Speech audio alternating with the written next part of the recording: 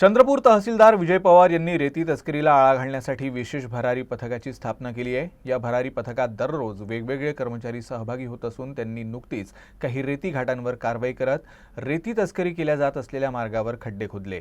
तस्करीसाठी वापरले जाणारे मार्ग प्रशासनाने बंद केले आहेत।